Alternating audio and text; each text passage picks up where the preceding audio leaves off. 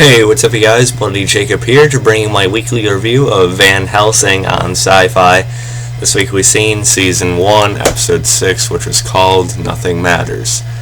And I want to apologize for the lateness of this review, but I was at a local comic book convention last night in Grand Rapids, so it sort of delayed my viewings and reviewings, if that makes any sense, of The Vampire Diaries of Van Helsing and Z Nation. So I want to apologize for the lateness, but Van Helsing is still very much on the top of my priority list. And right when I got back, I knew I had to watch Van Helsing.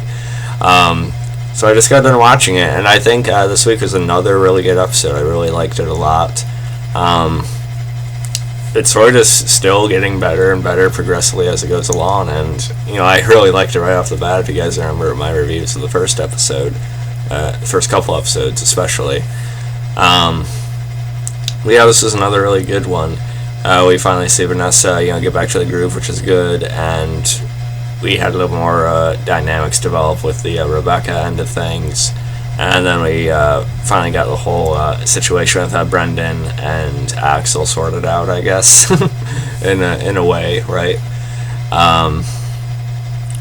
And also the previews for next week's episode looks really crazy, but we'll talk about that at the end of this video. We open it, we see Vanessa and Susan escaping through the tunnels, that feral, glowy-eyed, type of vampire, it's prowling throughout the tunnels, following them.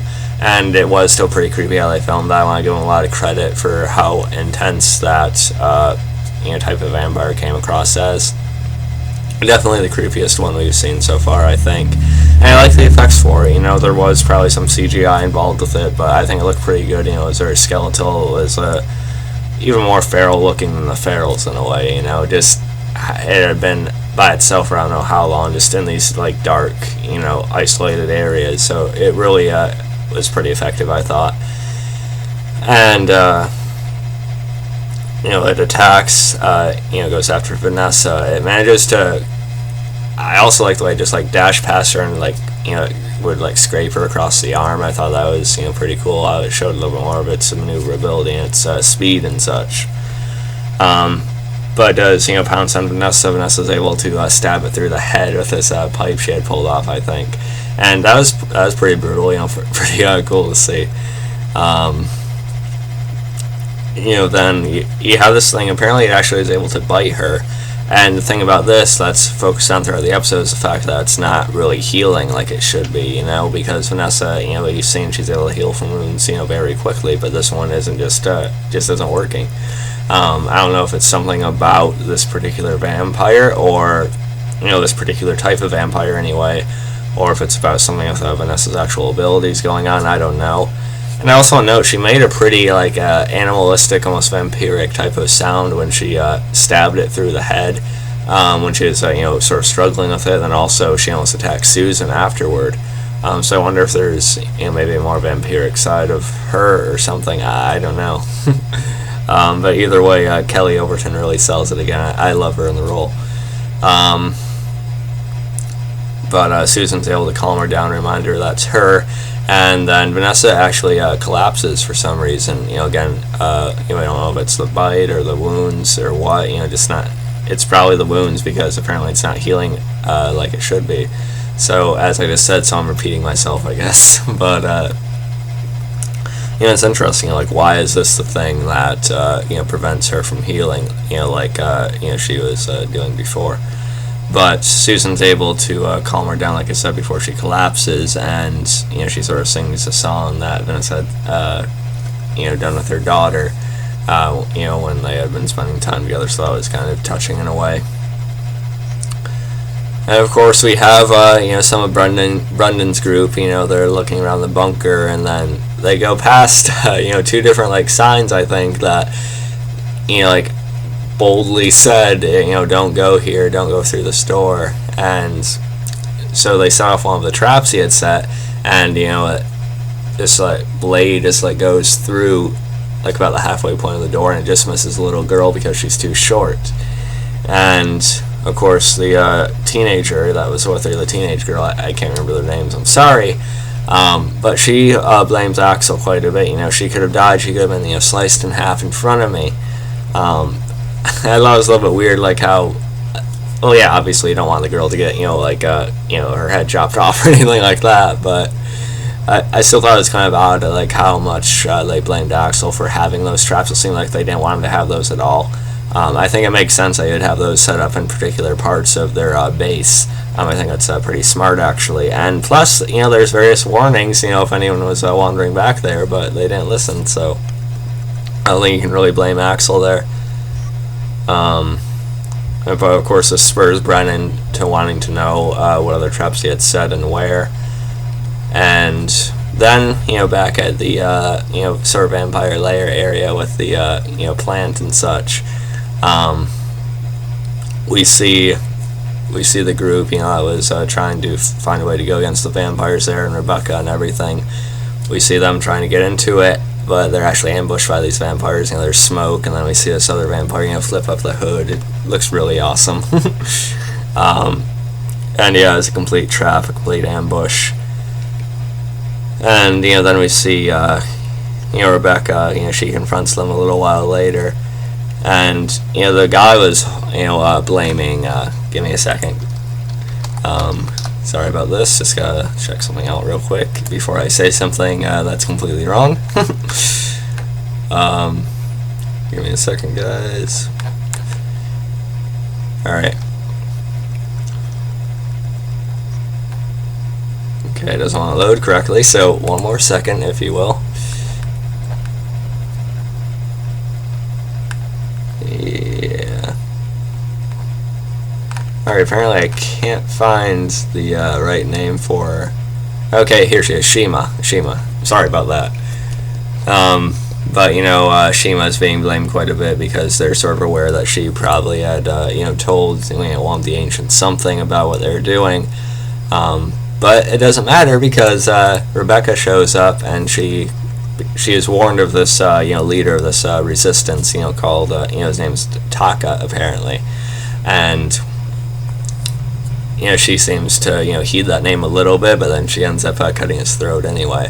So that, that little resistance section there, anyway, like right under their noses, is pretty much completely squashed now. I'm sure this Taka character will probably be more of a presence later. He'll probably become another character on the show from that angle. But it's like I said, a few episodes ago, I think they're going to be found out. I think Rebecca would probably just slaughter them. And that's kind of what they did. That's kind of what they set up for. So, good job. It's weird that I was rooting for Rebecca in this scenario. But I just really like, Laura's performance as the character. Again, just very creepy, intense, but also weirdly alluring. So yeah, I enjoyed that quite a bit.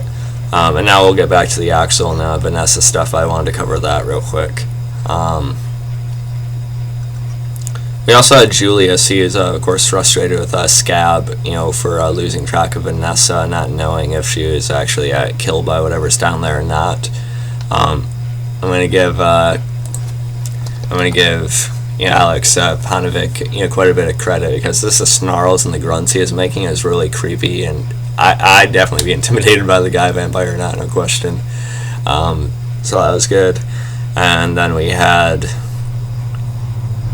Susan as they're escaping the tunnels. She tells us that she had a kid as well. She never told anyone that, but she had lost it through various means, and that sort of disconnects them even more, gives them a little bit of a parallel, and that sort of gives the Susan character a bit of a motivation too. Maybe we'll run into her kid at some point somehow. I don't know. Now, of course, we have the teenage girl attack Axel in the cage, poke at him with this knife on a stick, and Sam is able to. Brendan sort of apologizes for it. He pulls her away and says that's not the way they, do things. That's not the way they want to do things. But Sam is able to lip read them as they're having a conversation afterwards. Apparently, they're wanting to execute all of them. I still don't want Sam to turn out to be the serial killer or anything. I hope he's a genuinely good guy, and I think he is. But I still like, Terry Chen as Brendan. I think he's a good fit in the role. And we'll talk more about Brendan in a few minutes. And then we also had Vanessa, like I said, she's feeling the effects of her bite and the wounds. Again, it's kind of curious to see maybe find out why this is affecting her more than others. And they're able to reach the bunker, though. They get in, which is good to see. We also seen Muhammad. He is still alive, of course, as I figured he would be, and he's able to find some of the weapons from the group. Some of the group that was killed earlier on. He grabs the shotgun that Vanessa used, as well as a machete type of weapon. So that's good. And then, of course, we had Brendan was actually willing to bring out Doc from the cage to patch up Vanessa, and as Doc is patching up Vanessa, she tells her of what was going on with the mutiny in a way, and Brendan taking over. Brendan says they're only holding them in there temporarily. And Vanessa says she's not gonna, she's gonna be neutral on it. She's not gonna, really interfere with, their dealings or anything like that. It's between them. She think of her as Sweden. But of course, she reassures Doc that she's making a plan for it. And she wants her to get a message back to Axel. It's good that when Axel finds out Vanessa's still alive, and she made it back all that way and such. And Vanessa apparently had this idea to shut off the lights, and trap him like vermin, and just really condense him and just take care of him. And Axel executes this plan very, very, very well. Axel, of course, he is already a fine character, one of our main leads on the show. And Jonathan Scarf has been has given a capable performance thus far, for the most part. Although I don't find him as interesting as, say, Vanessa, still I've liked him. But I feel like Axel's moment here, where he actually does slaughter most of Brendan's men. We also had Susan knocking out or killing a couple of them that were looking at her, and Vanessa called her babe and such, which is funny. And props to Vanessa, Hillary, for just showing the strength of her character again, how she's probably grown from the apocalypse, because you've seen how vulnerable she was, just through all the torment she's been through with, the flashbacks we'd gotten early in the season. So it's good to see her, be able to step up like that and such too. But Axel, he had a defining moment here, just slaughtering all of them, shooting a couple of them down, then taking an axe to some of the others, which is cool. Then he, of course, corners Brendan, and they actually make the decision, to exile them. And through all this, Vanessa is bonding with this little girl named Callie, and I just loved Kelly Overton's acting here. We could just see how she was almost seeing her little girl Dylan through her, and just longing for that and wanting her to be hers, but also wanting to look after her for what she is. So I like their bonding there. She had told her to go hide, as she knew what was going to happen, what Axel was going to try to be doing, so that's good. Let's see. Like I said, Axel's able to corner Brendan. He knocks him out, and they make the decision to exile them. And then Callie ends up deciding to go with them, though, just because she is still attached to that group. But they didn't want her to go out the door, but she sort of slipped through just when they were letting him out. And Axel doesn't want to risk opening up the door again, because chances are there are probably eyes on the place. So if there's an extensive opening of the door, that's definitely a huge risk for sure. But it was hard to see Callie go. And then Doc and Vanessa sort of have this conversation if that was the right thing to do, whether they should have exiled them like that, or whether they should have just killed them all. Is it really better for them to exile them and not kill them? Because it's more of a hell out there than it would be sort of mercying them in the bunker, right? I don't know. It's kind of a debate. And I sort of agree that, with the world they're in now, you have to do lower things like that, or I guess that's the way things are done now. Nothing matters anymore, where the title comes from. But then Vanessa sort of, falls back into her unconsciousness, and Doc, you see her trying a little bit of the blood. I'm not sure if it was Vanessa's blood or something, but it seemed like she still has a taste for blood. So that kind of worries me. I had a feeling that might happen with, Vincent Gale's character with, suddenly forgetting his name. I apologize. My mind's going blank after last night. Just give me a quick second. Flesh. Ha! I didn't even look that time. I actually remembered something. But yeah, I had a feeling that might be happening with Flesh, but now that's happening with, Rakita Bernard's character, with Doc, I'm kind of worried. I don't want her to turn back or anything, or her become something worse. But, it sort of makes sense that even with Vanessa's blood, there would be, some other effects still lingering, because, vampires kind of a big deal. So yeah, it does make sense. So yeah, those are my thoughts on the main points of this episode story-wise. I really liked it again. I really enjoyed Van Helsing. I'm probably going to give this episode about an 8.6, 8.7 out of 10. I also want to talk about the previews for next week's episode. This looks absolutely crazy. Looks like Julius is actually going to be launching an assault on the bunker. It's going to be really intense. Can't wait for that. So yeah, I hope you guys enjoyed this quick video. I know there are things I forgot to mention. I feel like it was not as on point as usual with this video, but still definitely wanted to talk about it for sure. So yeah, if you guys enjoyed this one, you can follow me on Facebook, Twitter, subscribe. I'll catch you guys next time. Peace.